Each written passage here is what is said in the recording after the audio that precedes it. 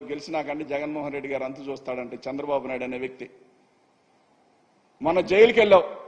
371 కోట్లు దోచుకు తిన్నావు దోచుకు తిని అక్కడ బెయిల్ కోసం ఏం మాట్లాడావు ఒక మాట చెప్పు చంద్రబాబు నాయుడు నాకు ఆరోగ్యం బాగాదు నా ఒంటి నిండా సర్వ రోగాలు ఉన్నాయి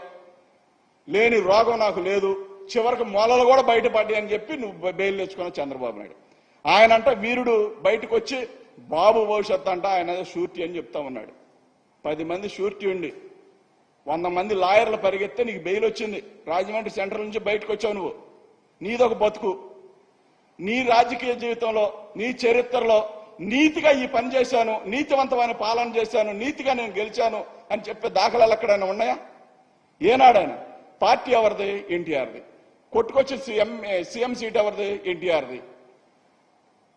పార్టీ వాళ్ళది సీఎం సీట్ వాళ్ళది నీదేముంది ఇందులో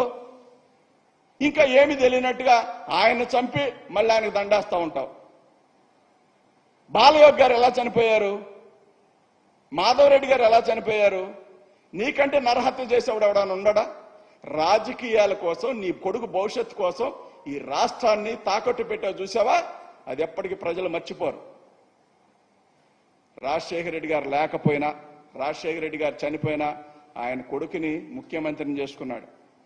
నువ్వు బతికే ఉండవు నువ్వు ఇంకా పోలా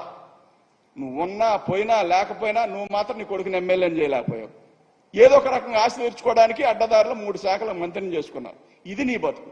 రాజశేఖర రెడ్డి గారి ఫ్యామిలీని కించిపరిచే కెపాసిటీ చంద్రబాబు నాయుడికి లేదు దయచేసి నేర్చుకోవాల్సిన అవసరం ఎంతైనా ఉంది చంద్రబాబు నాయుడికి అదేవిధంగా రాజధాని విషయంలో మళ్ళీ చెప్తా ఉన్నా చంద్రబాబు నాయుడు కావచ్చు ఎవడైనా కావచ్చు ఎవరితోనైనా నేను చర్చకు సిద్ధం 24 గంటలు టైం ఇస్తా ఉన్నా చర్చకి గన కూర్చుంటాం మేమని సవాళ్ళు ఇస్తారకపోతే మీరు చావలేని దొంగలు